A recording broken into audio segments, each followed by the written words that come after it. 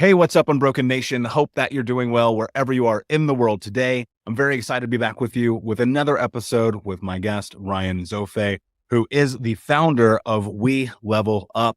Ryan, my friend, I've been very excited to have you on the show. It's very rare. Let me rephrase that. It's very rare, but it's rare to see people go from massive rock bottom moments to massive transformation in a lifetime. And your story is one that when I came across, I was like, man, I cannot wait to have this guy on the show and get to share this experience, this real transformation. And so thank you so much for being here today, my friend. Dude, I'm blessed and honored to be here to share my story and hopefully can impact and change somebody's life in the process. Yeah, I hope so too. You know, that's always the mission of this show. And I know right now there's people listening who they find value and hope out of this. But I know there's also people that they're at rock bottom and they're listening to this because they're grasping for something, anything to pull them out of that. And I know this because I've been there myself, and I know that you have as well. And I'd love for you to give us a little bit of background and insight into your story and your journey.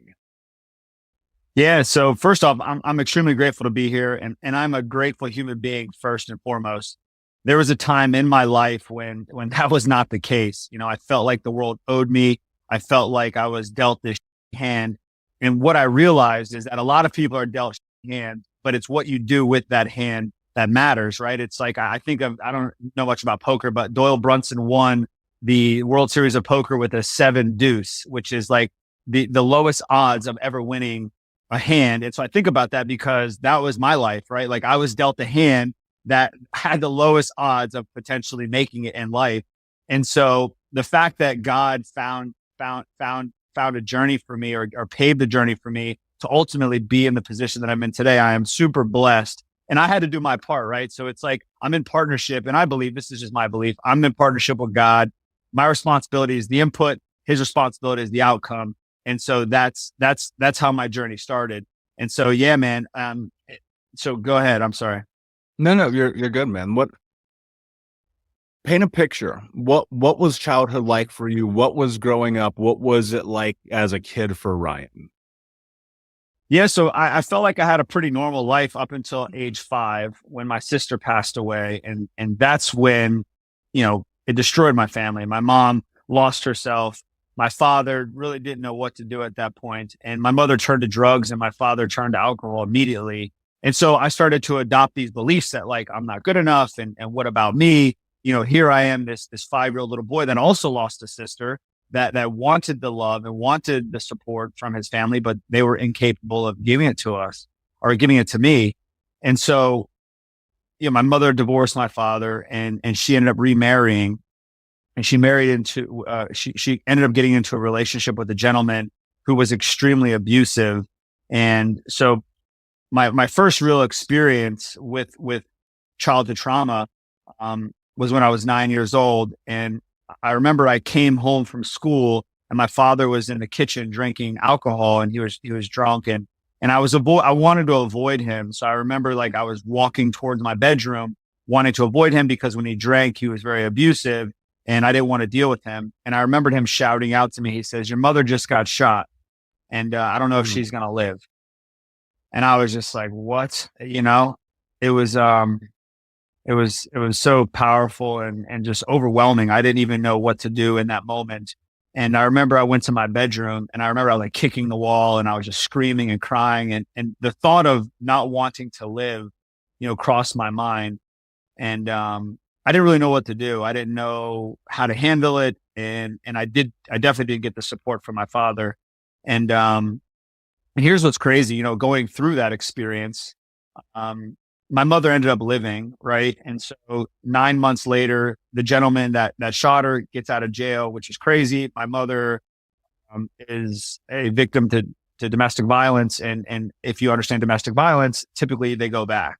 And so my mother decides to go back to this man that just pretty much tried to take her life. And so think about it, like here I am, this 9-year-old boy, like what the hell is going on, right? Like I wanted your love. I wanted you there when my sister died. You weren't there, but you're giving this love to this man that treats you like this. And so like this need to like want her approval was just like so overwhelming. And I was like, I'll do anything. That was like the belief system. I was like, I'll do anything to get your love. And fast forward like 6, 7 more months, he ended up stabbing her 13 times and attempted to murder her again. And so I say this because this is like the core of all of my limiting beliefs. This is the core of all the rage and anger that I had that I carried through my life for a very, very long time. And today I could look at those situations and say like, wow, I'm so grateful that I had those experiences, because here I am today on your show with the opportunity to really be vulnerable and really show people, no matter what you go through, no matter how tragic your experience is, there's always a way out. And so yeah, man. And so that was devastating for me, dude. Like I couldn't believe this is the life that I had with my mom. And I remembered, she was in and out of, like, she went to the hospital. He ended up going to jail for like 18 months. His family was very wealthy.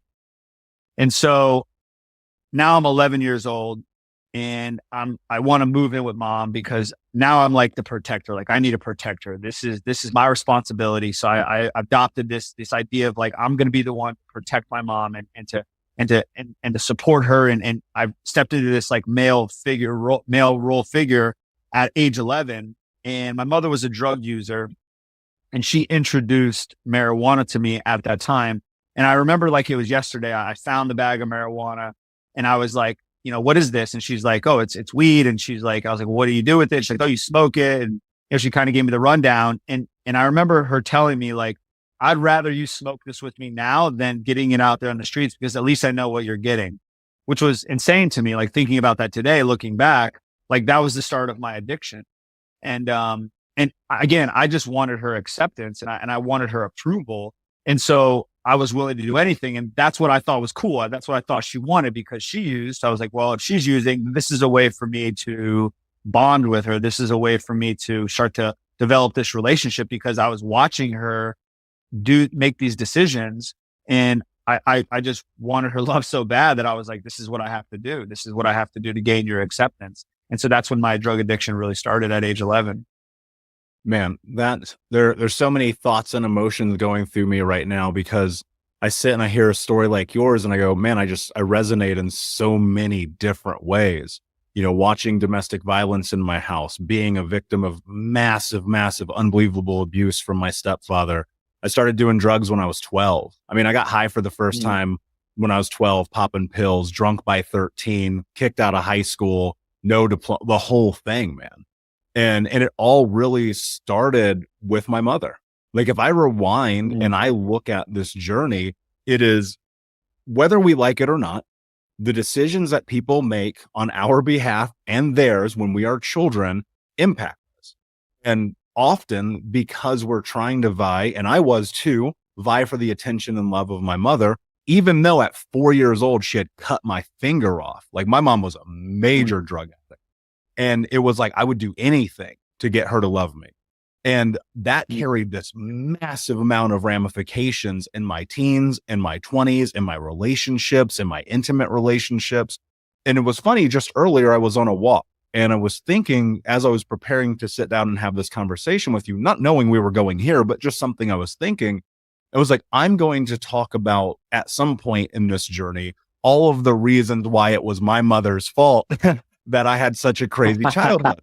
And I was like, you know, but when you look at generational trauma, you go, well, how was her mother? And how was her mother? And how were their parents? And then that puts us in this situation where, like you, I was like, man, I'm 12, 13, 15 years old. All I'm doing is getting high and getting drunk. That's it.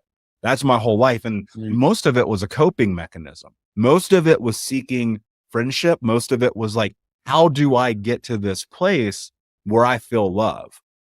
And that's a heavy burden to carry for a child. So as you're navigating this, you're dealing with your father, with a stepfather, with your mother, you're dealing and dabbling in drugs, and who knows what else is going through your mind. One of the things that you said that really hit home was thinking about taking your own life as a kid. I mean, I think I was 14. I took a whole bottle of aspirin, dude. I was like, I'm done. Wow. It doesn't kill you. It just makes you throw up. I came to find out the hard way, you know? And right. How do you, when you look at your life now in retrospect and you use that word gratitude, do dude, this is a hard concept for people to understand.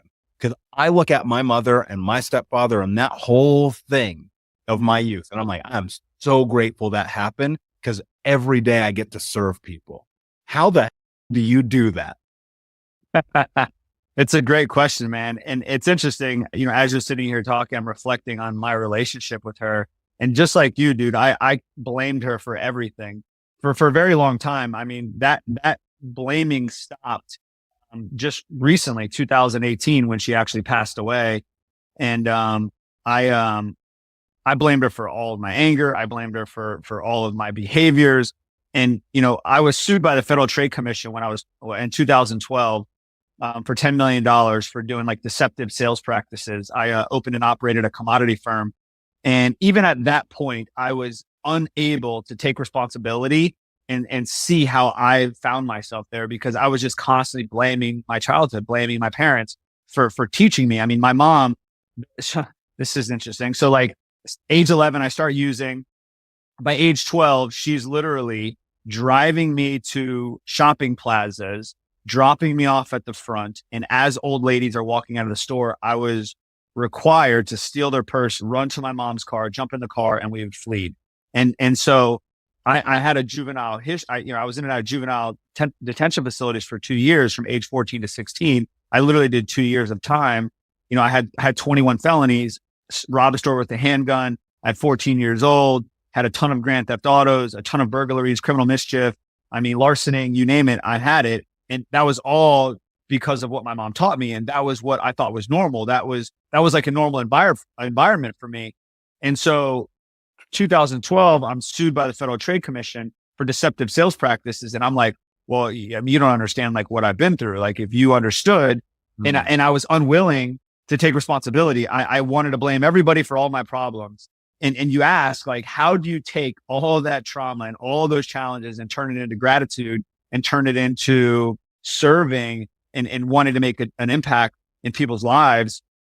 It's my perspective, right? It's like, there's only two choices in life, right? I could either look how it's empowering, or I could look at it how it's disempowering, right? And so there's only two choices to look at. And I would always look at it as a disempowering experience, right? And like blaming and looking at all the tragedies and all the pain that brought me. And I was in revenge with everybody. The world owed me. You guys don't know what I went through. And it's interesting because, it's like Batman and Robin, right? It's like both children grew up in a very difficult childhood. One became a hero, one became the villain. And I was a villain for a very long time. And I found myself so dissatisfied, so unhappy. And I remember like it's yesterday, I got sued by the Federal Trade Commission, $10 million. My father called me the next day, and I was in the front of the Sun Sentinel newspaper, and he says, "I can't believe you are my son. I can't believe this is what you decided to do with your life." And that was such a crushing moment for me, because I've always wanted his love, just like I wanted my mom's love. And they didn't give me the life that I thought that they should have. And that was such an anchoring moment for me, because that was the first time I realized that I'm in a position in life and I have not taken responsibility, and I haven't looked at these unconscious behaviors and patterns that were taught to me or that I adopted as a child. And I knew for the first time, this was my moment to do something different. This is my moment to take massive action and to change my trajectory in my life. And that was 2012. So the last 10, 11 years, I've been on this new journey, and which has led me to here with you. And so I know today, all of those tragedies, all of those hardships, all of that pain that I went through has given me the strength to be the man I am today, to be here, to share my message, to want to make a difference, to want to impact people's lives. And so how can you not have gratitude when I'm looking at a 25 to life sentence, and for some reason, God found it somehow, some way, I find my way not going to prison for the rest of my life, right? Like that was the moment. I was like, here I am, 16 years old, just spent 2 years in juvie. I'm looking at 25 to life. How the am I not going to be grateful for that experience? And so like God stepped in and God intervened for me. Yeah, man, that's heavy. And I look at that and man, there's just so many comparisons here. The only thing I would say different between my journey and yours, I was just a better criminal than you. And I was not a good criminal. like, it's great. If I added up the number of felonies I should have, we would be here all day. Like, honestly, Ryan, there's things I don't even talk about because my lawyer was like, you might not want to say that publicly because of the things that I did as a kid. And it's insane, dude, the number of times I ran from the cops and got shot at and did like stole cars, and we would just, all we did was rob and steal and break in it, like all that stuff. And I'm like, it is insane to me that I've never been arrested. Like, and you talk about this idea of gratitude, man, I'm thankful every day I'm not in prison. And here's what was interesting. The first time I walked inside of a prison, I was 6 years old to visit my uncle, who's still there. We're talking about 30 something years later. He's still there. And I distinctly remember when I was 6, I was like, this is the craziest thing I've ever experienced. I will never live here. And that's how I thought in my teens. I was like, the cops will have to kill me. I'm not going in. And so you look at that and it's like, that is such a crazy, both of these things in parallel, while very different, are incredibly insane ways to grow up. And then to be able to leverage that. And it's like, okay, there's a space in here where there's lessons. And the thing that I often did that was to my own detriment is I ignored the lessons. I felt like the world owed me. I felt like I deserved everything. And I got lucky in a lot of ways because I made almost $1 million by the time that I was 25 working for a Fortune 10 company, which is insanity, and blew every single penny of it. I was 50 grand in debt. One of my little brothers literally says, never talk to me again. I was 350 pounds. Like, guys, I'm sorry. I know you know the story, but I'm trying to create a context here. And so here we are in this situation where now my life is a complete and utter disaster. And I looked at it and I didn't have the words for it then at 26 years old, 25 heading into 26, but I was like, it's not going to get any worse than this. So you might as well make it better. And people ask me all the time, they're like, how did you do it? How did you do it? And I'm always like, there was no other choice. And so I'm wondering, I'm going to ask you the same question people always ask me. Like, how did you do it? Like, how do you go from my life is a freaking disaster, I'm at rock bottom, I'm getting sued, I'm on the cover of the news, like everybody probably is like DMing me, you're a piece of right? Like, how do you change, man? How do you transform? Like, how do you really take all this chaos and do something with it? Because there's somebody right now who's listening to this, they're in the midst of the worst time of their life, and they're a decision away from it all being different. 100%. And you just said it, right? It's the decision that needs to be made.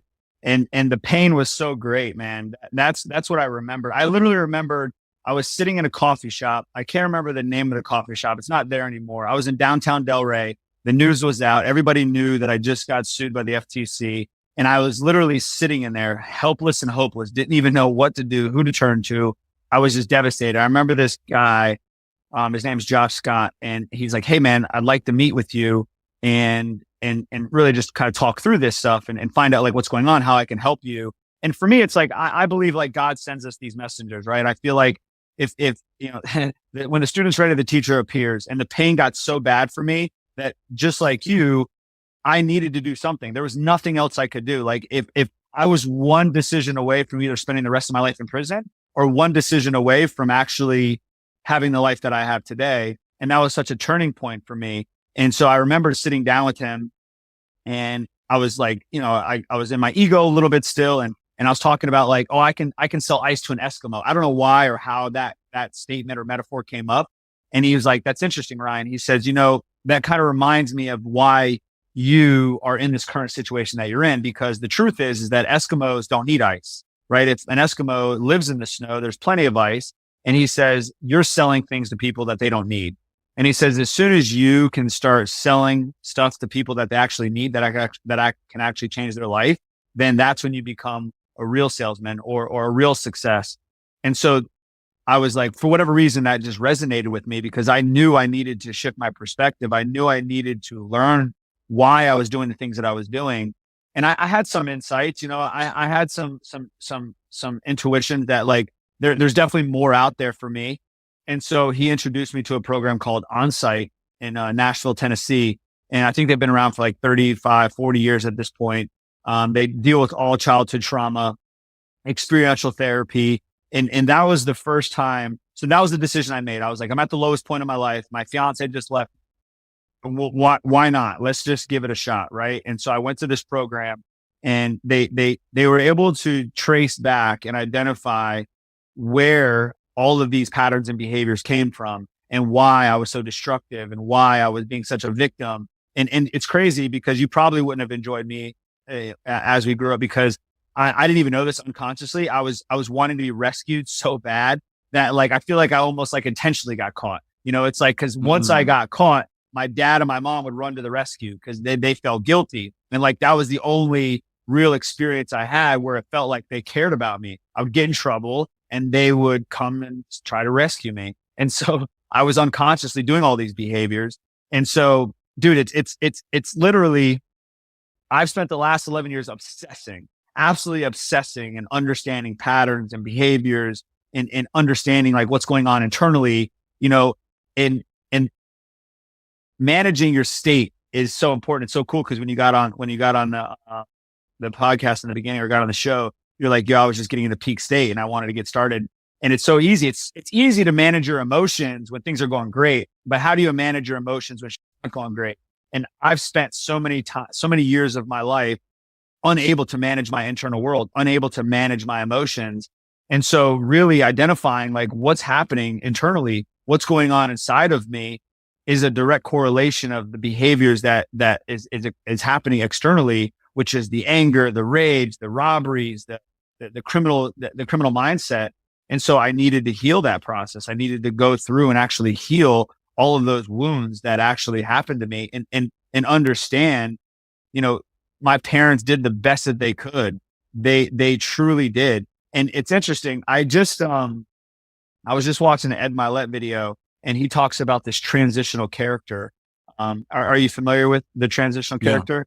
Yeah. And so it's so wild because like guys like you and I are literally changing the trajectory, lineage of years of people that are coming before us. And even being here right now, those that are listening, if you can even grasp like what we've been through and understand, like, just because we went through that doesn't mean that you can't change your life and you can't turn all those tragedies into good and make a difference. And that's the trajectory that I'm on. And I'm so honored to be in this position to be able to do that. Yeah. I'm so happy that you are, man, because it's like, there's so many incredible people who are going to die in prison, and it is heartbreaking.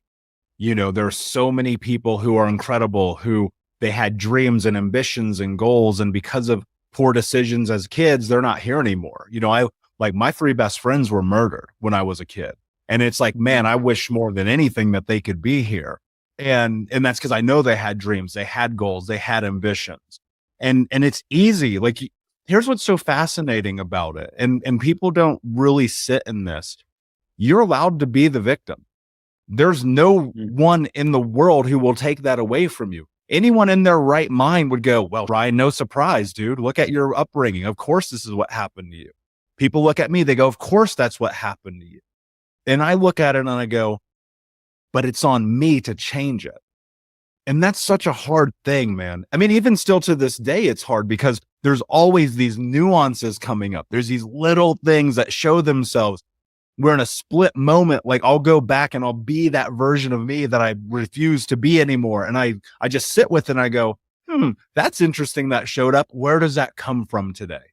Why is that here today? Why are you leveraging this thing today?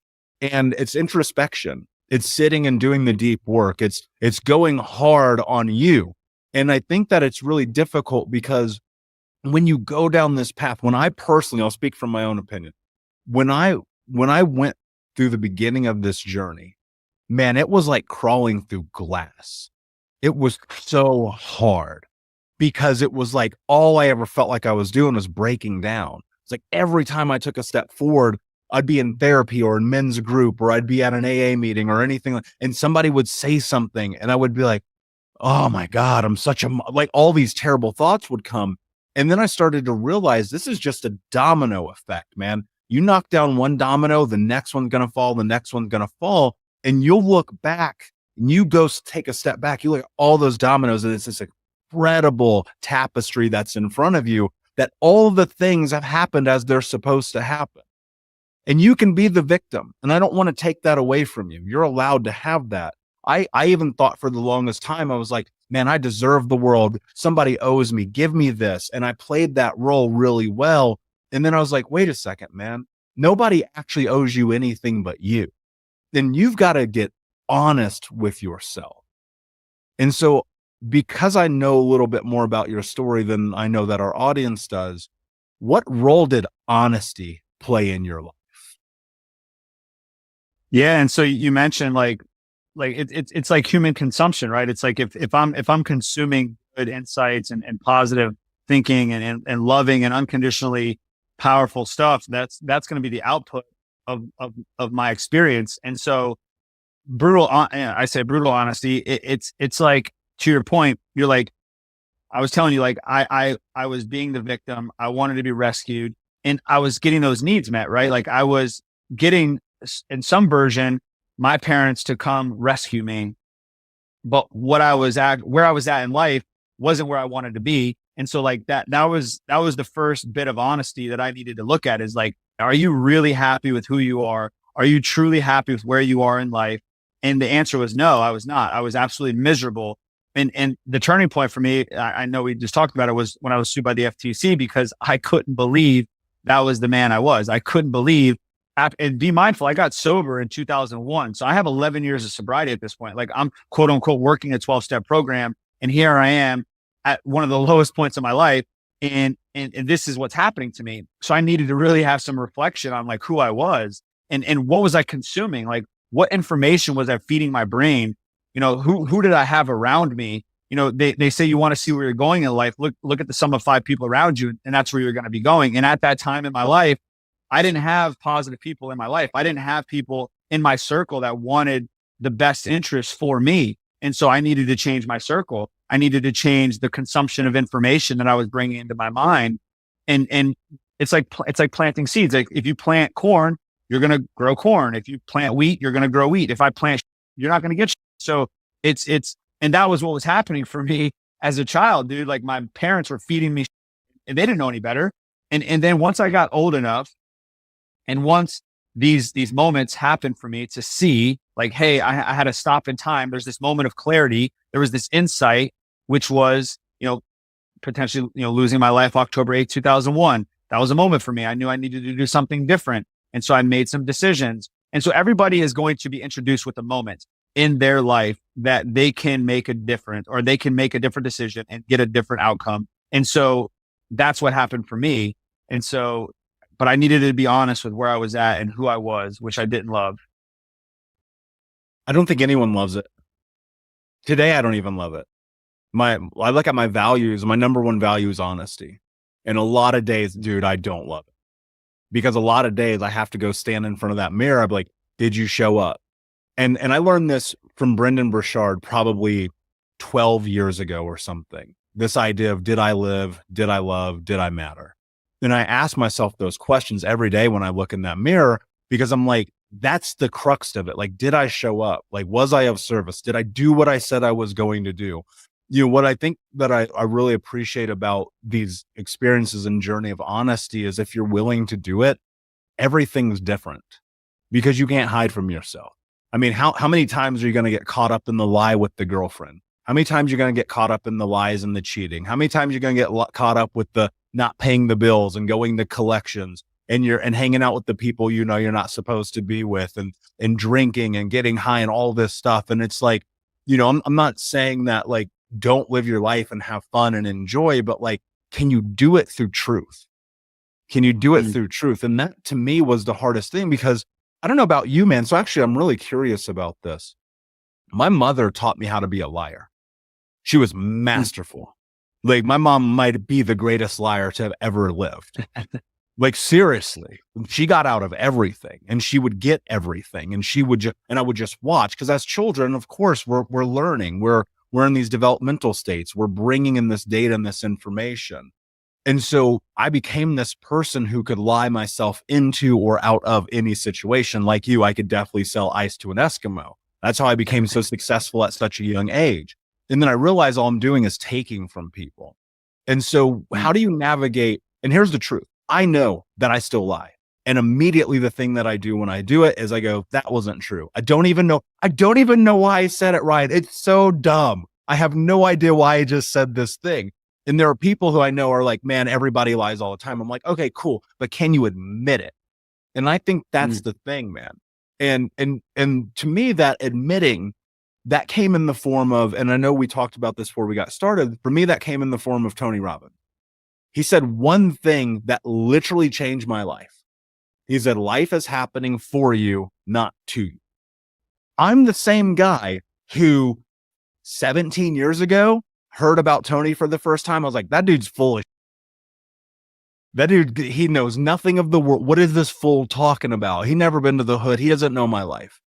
And then I realized like all he's doing is telling the truth. What's that like for you? Like really in your day to day, honesty obviously switched for you, but what is it like for you as a human, as a man, as a spiritual being to live in your truth? It's wild. And actually, Tony said this. He said, if you want to know when someone's lying, they say they don't lie. And so it's a human experience, right? Like everybody lies. Yeah. So, I mean, once I heard that, I was like, makes sense. And what's interesting is, I'm a 7th grade dropout. I still can grammatically destroy an email. I barely can write. I have a hard time reading as it is. And so when I was in 7th grade, my parents, they got me this program called Hooked on Phonics Works for Kids. And so it was like this, it was for kids that have learning disabilities. So I adopted this belief that I have this learning disability. And when my sister passed away, that was more evidence that like something's wrong with me, right? My sister died, something was wrong with her. Well, clearly something's wrong with me. And here's evidence because my parents decided to give me this learning disability program. And so when I started on this new journey after being sued by the FTC, I realized that I wanted to create change and impact in people's lives. And through this journey, what I started to realize is the more vulnerable and the more open and honest that I was with individuals, the more I was able to impact and to create change in their lives. And so that was my strategy. I was like, okay, like I may not be the best communicator. I may not be able to articulate my words properly. And my vocabulary isn't what other people can have. But I was like, okay, what can differentiate me from everybody else? And I realized that being honest with who I am, how I'm feeling, what my experience was like, was going to give people practical application, was going to actually show people, because that's what everybody wants. Everybody wants to have the ability to relate to you. And that's what Tony did. And that's what Tony taught me.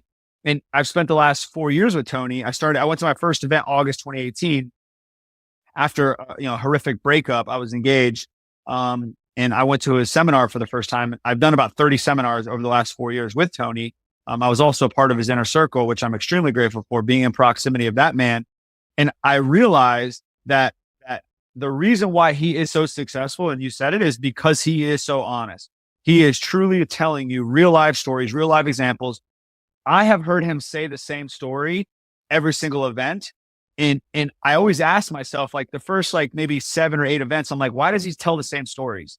But then I realized that he is just being completely honest and he's giving his life experience. And it's not about the story that he's telling. It's about the lessons in his story and the journey that he took with that lesson. And that's how people can create transformation is by overcoming objections through storytelling. And that's what Tony has mastered. And so like I've heard the same story so many times, but now it's like, well, wait a minute, what's the lesson in the story? And how can that relate to my life? And how can I take those little nuances that are going to significantly change the entire trajectory of my life and apply them to my life and my principles? And you said to yourself earlier, about, honestly not liking or loving. I think I don't want to misword it but did you mention something about like not loving yourself or not loving how you're showing up at times? Is that what you mentioned earlier? Yeah. Always. That's a part of the journey for me. Right. And so I resonate with that so much, dude. Like every single day I wake up, bro, and I'm just like, dude, it's almost like I battle with like hating myself. It's like every day I'm like, dude, your life sucks. You suck. Like, why are you doing these things? And there's this negative self-talk that just destroys me. And I needed to understand like the human mind and understand like what's really going on. And I don't know if you know this or not, but the human mind has about 65 to 70,000 thoughts a day. About 85% of those thoughts happen to be negative thoughts. And about 85 to 90% of those negative thoughts happen to be repetitive thoughts. And your unconscious brain is designed to scan the horizon and find what's wrong in every situation to keep you alive. And so that is the human experience. And once I realized this through Tony teaching me that I'm just having a human experience and there's nothing wrong with me, I'm not broken, I'm not my thoughts, I'm not my mind. And once I started to understand that, and I started to understand the distinction, well, if I'm not my body, I'm not my mind, then what am I? I'm soul, I'm spirit, right? The heart existed before the brain did. And so once I realized that something above me has me on this journey, and something wants me to be a better version of myself so I can make a difference in this world. Once I started to understand that distinction, my life significantly changed. Yeah. So for me, it was, so I talked about Tony, I talked about Brendan Burchard. I'm going to talk about one more mentor, and that's David Meltzer. This guy who has just spoken into my life in ways that I can't even begin to talk about. Right. He taught me this idea that we are always being protected and promoted. And what that means is that no matter how bad it is, even in the worst days, you are still being protected by, call it God, spirit, source, mother nature, Batman. I don't know. You're always being protected and you're always being promoted. Like you're always being given the thing you need to get to go to the next level, to level up. And I think that there's something for especially kids like us, man. You grow up the way we do. When you grow up the way that the people of the Unbroken Nation do, the people listening to this show right now, I'm going to say this, and I mean it with every ounce of my soul. You need a guide. You need a coach. You need somebody to show you the right way. You already know the wrong way. Bro, I know how to forge checks. Man, I know how to steal cars. Bro, I know how to do all that stuff. You know what I had to learn? I had to learn how to love myself. I had to learn how to love other people. I had to learn that the world isn't as bad as I think it is.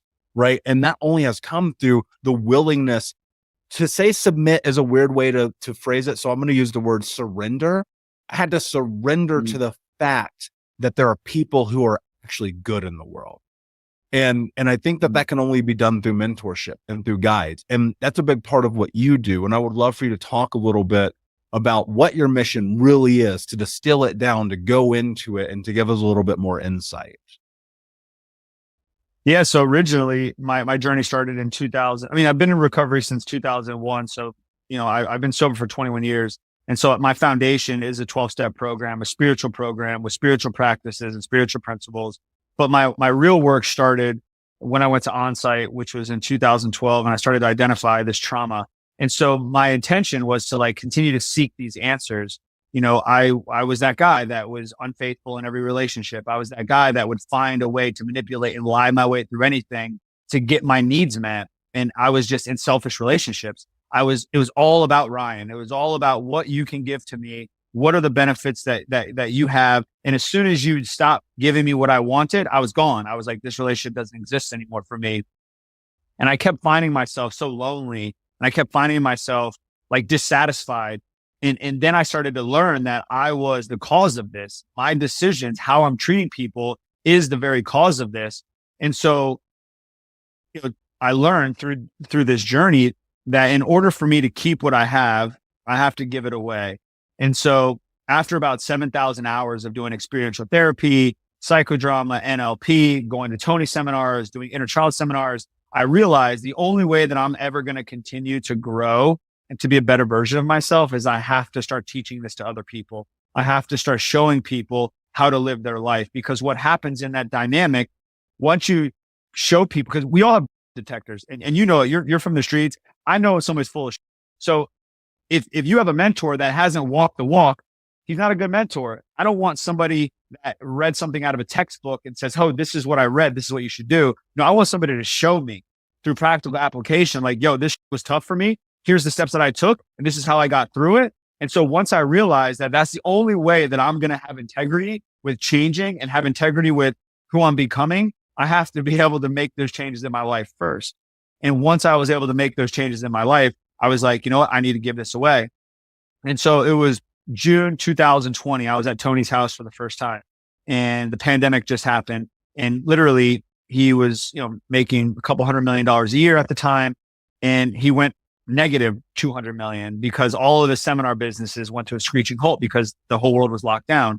And I remember seeing him devastated. And that was the first time I got an opportunity to see everything that he's been teaching me. He actually applied it in his life. And he was like, there's a gift here. And I was literally sitting in his house. He was crying. And he says, right now I'm being called. This is a worthy opponent, right? Life gives us worthy opponents. And this is my worthy opponent. This is next up for me.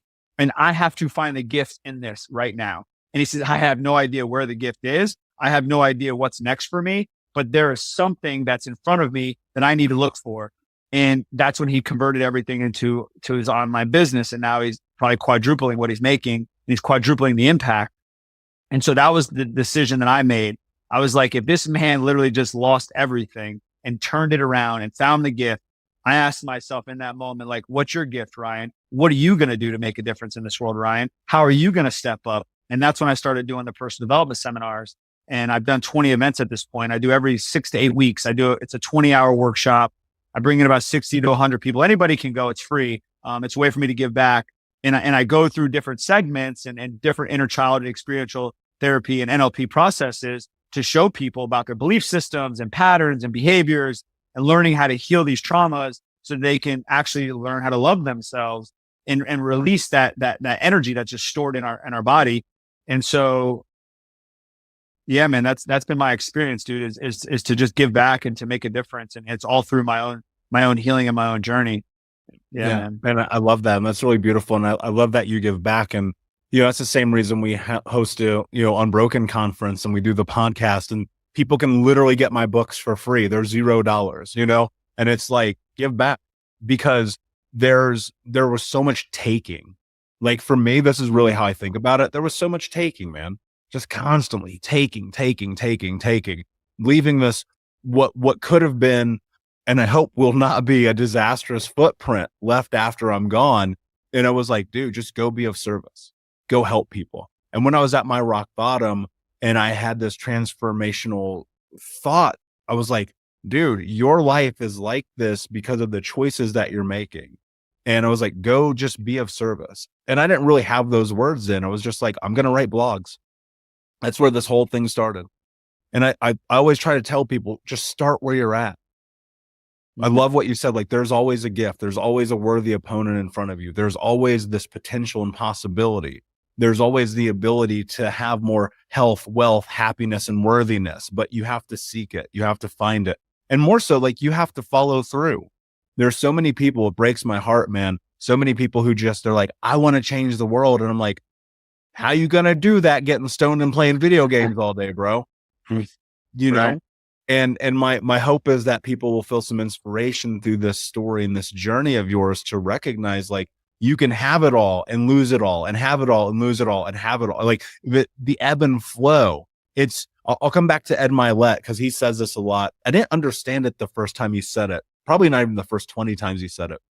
It was like, you're operating at a certain temperature and you're trying to turn the thermostat up, but you're still stuck in that old temperature. And that's identity. At some point, you have to shift into being this version of Ryan, this version of Michael, this version of Stacy or Ben or Kevin or Tammy, whoever you are. You have to shift and become that person. And so I'm curious, like, what has the shift really been? Like, if you quantified it, if you really look at it, because a lot of people will be like, yeah, I went to Tony and it kind of changed my life and this and that, but your life is very different. You're living in integrity. You're living in honesty. You're living in truth. Like, what was really the shift? Like, what has that journey been to this day? Yeah. And so you mentioned, right, it's like I was incapable of making those decisions myself. I didn't know how to do the things that I'm doing now. And so proximity is everything. You mentioned earlier, like you need a mentor, you need somebody that has traveled the road that you want to go down. And in the beginning, you have to adopt those behaviors because I personally didn't know. And so that's why I said I did 30 seminars, because I would go to a seminar, I would learn this unbelievable information. I would leave the seminar. A week goes by. I start going into old patterns. 2 weeks goes by. It's almost like I've stopped. I forgot everything that I just learned. And I realized like, there's only one way for me to really change. I have to obsess. I have to literally become this new identity, become this version of myself. And so I needed to surround myself with people that were living the life that I wanted. So now I have a spiritual advisor.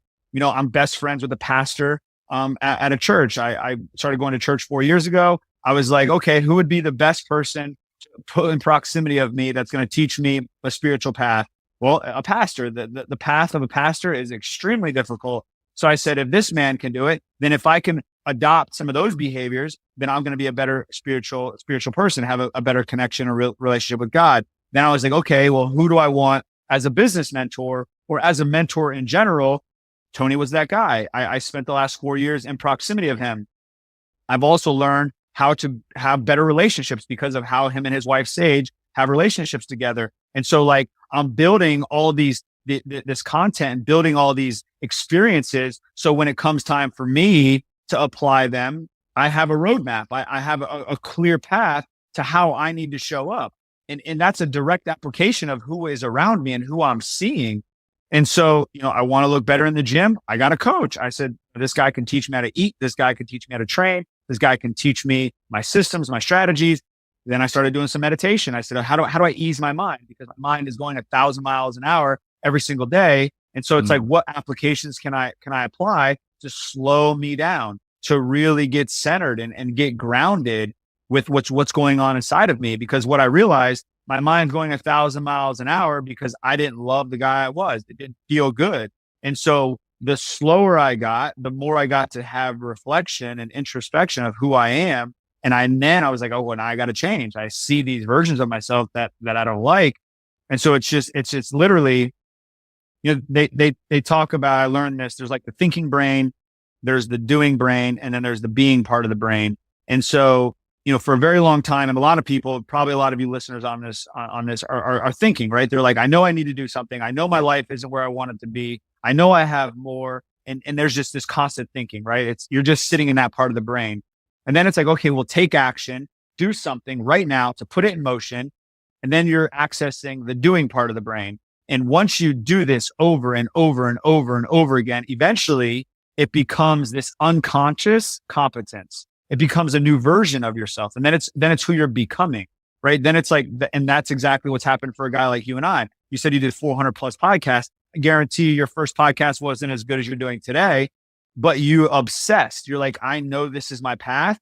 I don't care. You can't skip the suck, right? Like in life, I want to skip the suck. I want to go from start to good to great. I don't want to do the suck.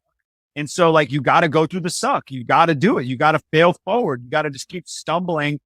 But like they say, like, I think it's like a Rocky Balboa. Or I don't know who says it, but it's not about how hard you get hit. It's about how hard you get hit and get up and keep going.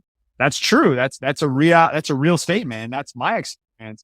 And so it's just obsessing to constantly change who you are, practical application, find people around you that can show you the path. I love that. And success leaves clues, man. You look at it. I love what you said about Tony and Sage. That's how I look at Grant and Elena Cardone. That's how I look at Tom and Lisa Bilyeu. And it's like, you want to have these successful relationships. Nehemiah Davis and his incredible wife. Like, you look at these people and you're like, yo, this is what it should be. Not what we grew up with, not what we understood, but you have to find it, man. And you've got to find it. And then you've got to execute with the tools. You've got to do what people tell you. Because if you don't, none of this works. Like when I'm coaching people and we're in our Monday coaching sessions or we're in our one-on-one sessions, I'm like, if you don't do this, don't come back next week because it's not going to matter. And I think that's the thing that you have to shift, is the willingness to be the person that you are capable of being. And man, I love that you've had this journey. It's very inspirational. It's very beautiful. Before I ask you my last question, can you please tell everyone where they can learn more about you? Yeah, so I would say follow me on social media, ryan.zofay, or you can go to our website, welevelup.com. You can message me there. We have our next event March 25th and 26th in downtown Delray Beach, South Florida. Love to have you. Come join the community, be a part of change, be the change that you want to see in the world. Yeah, I love that. And you do this every 6 weeks, you said? 6 to 8 weeks. I Okay. I promote it on my social media. So I'm putting it out there. I'll put the schedule on there so people can plan accordingly. Brilliant. And of course, Unbroken Nation will put the links in the show notes at thinkunbrokenpodcast.com. Just go to thinkunbrokenpodcast.com. Look up Ryan. Last name is Zofay, Zofay, Ryan Zofay. We'll put the links for his website and social media on the site. Ryan, my friend, my last question for you. What does it mean to you to be unbroken? What comes to me, I know you asked me the question at the beginning of the episode, and what just kept coming back for me was just really accepting yourself for who you are and just knowing you're right where you're supposed to be in this very moment and everything is going to be okay. And I think that really just speaks to being unbroken, because there's all these different parts of us, and even for me, like there's still parts of me that I don't love, but I'm working towards loving those parts of me, and I'm working towards identifying, because for me it's like that was the journey on why I'm even doing this show and why I've continued on this path of getting on podcasts and speaking on stages, because every single time I do this, I'm exposing myself, and the more I expose myself, the more I learn how to love those parts of myself. Because what I'm so scared of is that you may see something in me that you don't like, and then I'm never going to be accepted. I'm never going to be loved, which is what triggers all the that I grew up with. And so every single time I get on here and do these shows or speak in front of people, I'm conditioning that muscle to know that I am right where I'm supposed to be, and I am, learning how to love myself. Yeah, that's so beautiful, man. Well, thank you very much for being here. Unbroken Nation, thank you for listening. Please like, follow, subscribe. Check us out on YouTube and social media. Just look up Michael Unbroken. And of course, leave a review. Stop being on the sidelines. Start getting in the game of life, my friends, because the review that you leave for the podcast could be the one that leads someone to this life-changing information. And you never know if it'll be here tomorrow. Till next time, my friends, be unbroken. I'll see you.